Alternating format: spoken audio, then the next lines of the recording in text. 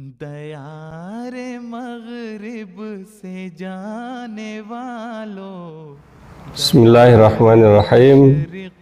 Assalamualaikum warahmatullahi wabarakatuh. Kita bahas terjemah dan tafsir singkat dari surah Al-Asr bersama para sahabat Fudam di Solo. Ada yang di Masjid Baitul Karim, ada juga yang menyimak di online melalui video call WhatsApp ya. Wal asri, nah ini demi masa, keterangannya ada, yaitu al-asr ini adalah masa sejarah silsilah dari abad ke abad, bisa juga waktu asar atau sore hari, bisa juga petang hari, atau al-asran juga berarti malam dan siang hari, pagi dan petang hari, juga ini di lexicon land ya. Kemudian kenapa Allah Ta'ala begitu bersumpah demi masa? Karena memang kalau kita perhatikan ya, surah ini pendek ya, tapi sangat berbobot, sehingga waktu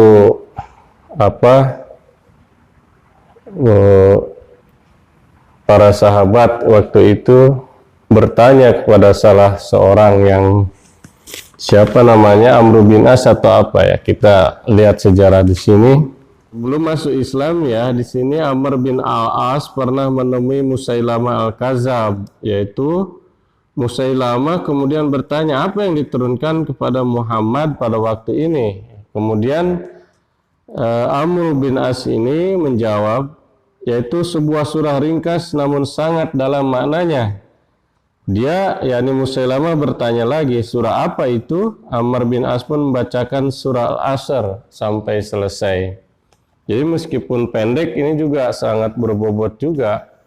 Kemarin surah Al-Ikhlas meskipun pendek, ya itu dikatakan juga oleh Rasulullah SAW bisa separuh isi Al-Quran ya. Nah itu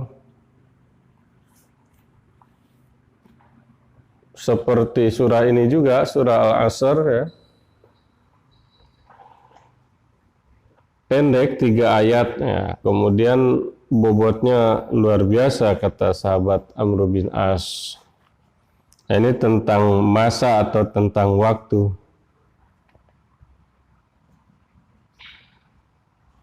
Ini pentingnya kita memanfaatkan waktu di sini, karena apa? Di ayat berikutnya disampaikan innal insana lafi khusr. Sesungguhnya manusia itu pasti dalam kerugian.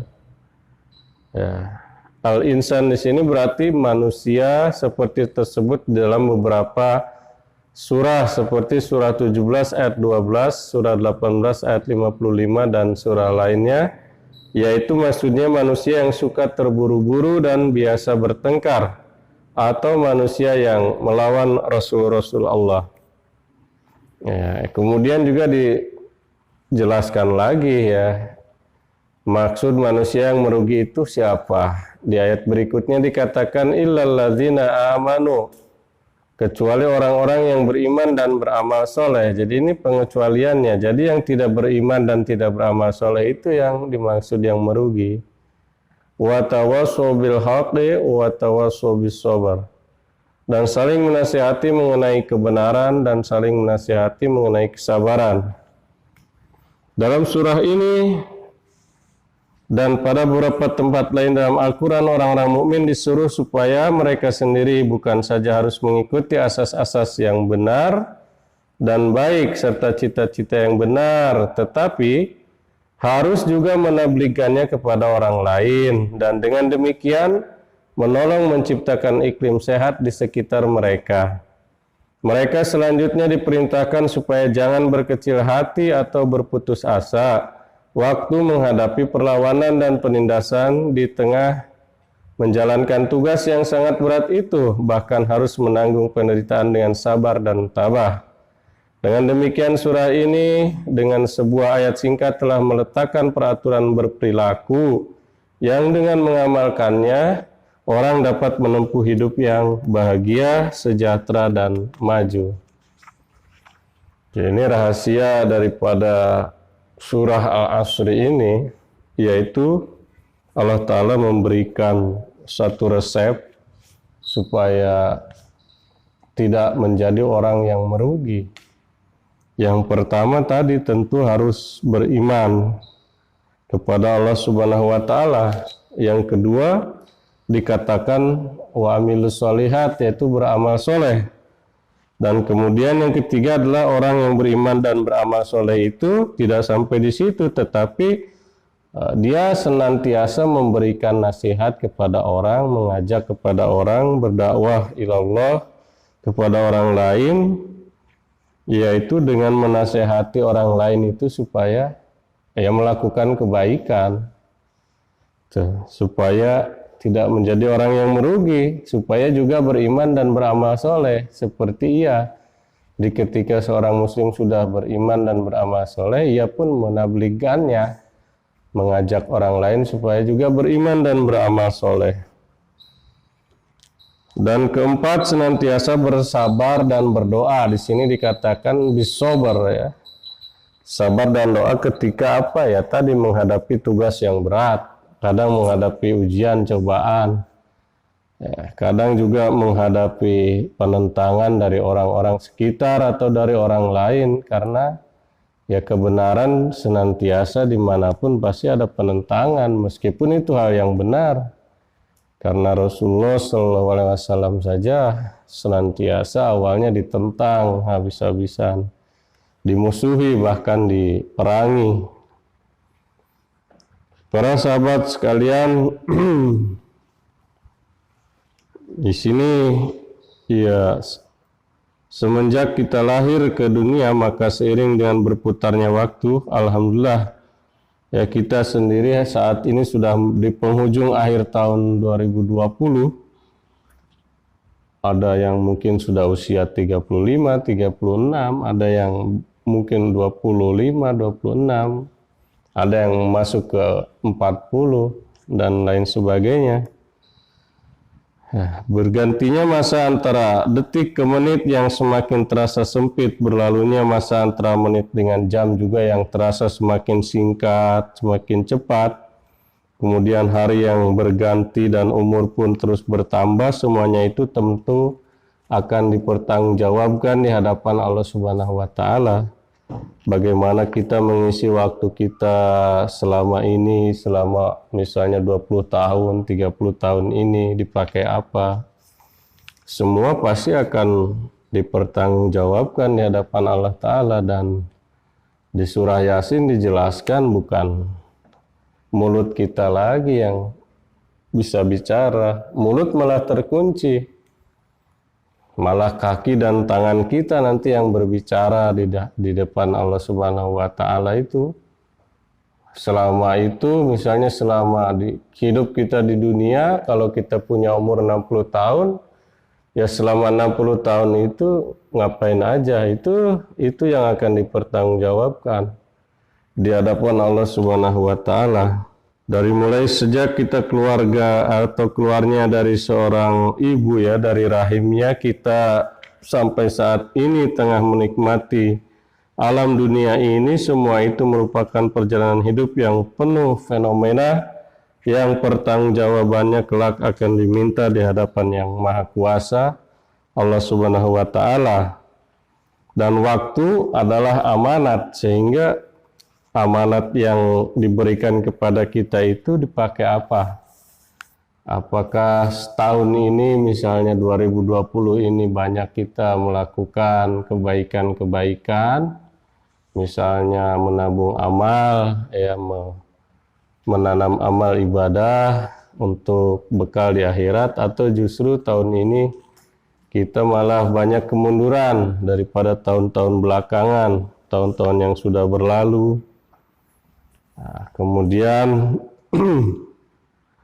amanah yang dapat membuat kita selamat, atau sebaliknya, bila kita memanfaatkan waktu dengan sebaik-baiknya, amanat itu akan membuat kita selamat. Namun bila selama ini kita terjerumus dalam kelalaian semata, maka alamat itu adalah kiamat bagi kita. Kelalaian adalah suatu bencana dan kehancuran yang secara pelan perlahan membuat kita membuat karakter kita. Biasanya orang nggak terasa, sekali dua kali, sehari dua hari, sampai kemudian sebulan dua bulan, lama-lama jadi kebiasaan kalau ada kelalaian atau keburukan yang kita perbuat. Bahkan ada orang yang diberikan kenikmatan dalam hal bermaksiat, padahal itu suatu hal yang nanti dipertanggungjawabkan. Makanya kita bagus juga berdoa, ya Allah, jangan kau berikan kelezatan dalam hal kemaksiatan. Kalau misalnya kita merasa lezat dalam hal berbohong misalnya, ya kita minta kepada Allah Ta'ala, ya Allah, jangan kau berikan kelezatan dalam saya berbohong gitu. Karena kadang-kadang ada orang yang merasa nyaman, merasa lezat, merasa nikmat kalau dia melakukan satu kemaksiatan. Nah, itu yang bahaya. Kalau sudah lezat susah sekali, seperti orang kecanduan misalnya narkoba, ya susah kalau sudah lezat dia, atau rokok yang paling kecil susah nanti. Kecuali orang yang belum merasakan, ya mungkin sekali nyoba dia pahit, tapi kalau orang yang sudah kebiasaan malah sulit gitu. Sebaliknya orang menghisap asapnya aja sudah tersiksa, tapi sebaliknya lagi orang yang sudah merasakan kenikmatan itu, dia tanpa rokok tuh akan tidak nyaman gitu, akan tersiksa. Sama juga orang sholat, kalau orang merasakan kelezatan dalam sholat, ia akan khusyuk dalam sholat, atau dia akan terus berlama-lama menikmati sholatnya. Makanya ketika kita sholat juga, ya Allah, berikan saya kelezatan dalam sholat-sholat saya gitu ya. Kita minta, karena kelezatan kekhusyuan sholat itu pun sulit kalau kita buat-buat, ataupun ya bisa saja mungkin kalau secara perlahan-perlahan, tapi karena khusyuk pun karunia Allah Ta'ala, sehingga kita pun harus memintanya. Perlu untuk kita meminta kelezatan dalam sholat, supaya sholat-sholat kita itu memang berbobot, artinya mempengaruhi kepada amalan keseharian kita. Karena inna sholata tanha anil fahsyai wal munkar, salat yang betul adalah salat yang bisa mencegah dari perbuatan keji dan munkar. Misalnya ketika kita mau berbohong, ada alarm ya, bahwa itu tidak bagus, bahwa ada Allah Ta'ala. Senantiasa ketika kita sholat menghadirkan Allah Ta'ala, begitu juga dalam keseharian menghadirkan Allah Subhanahu Wa Ta'ala. Atau dia yang kecintaannya misalnya ada kelezatan dalam membaca Quran, sama dia akan terus hobi atau nikmat membaca Quran itu. Kata Masih Maud alaihissalam, orang yang di dalam hatinya ada kebersihan jiwa, dia tidak akan bosan membaca, mengkaji Al-Quran. Tapi orang yang tidak punya kelezatan, jangankan membaca dan mengkaji, ya mendengar saja mungkin sudah alergi, sudah tidak nyaman di telinga mungkin. Ya, nyamannya dengan misalnya lagu-laguan, atau misalnya dengan musik yang ia senangi. Padahal ya, Al-Quran ini adalah hudalil muttaqin, petunjuk bagi orang yang bertakwa, sehingga orang yang bertakwa itu ya senantiasa mengambil petunjuknya, jalan hidup pedomannya dari Al-Quran. Lain kelainan dengan orang umum yang dia kelezatannya sudah dengan musik, dengan segala macam, lama-lama kepada Qurannya itu akan hilang kecintaannya, karena ada kecintaan kepada yang lain gitu. Ya, sulit, otak kita mau diisi yang mana?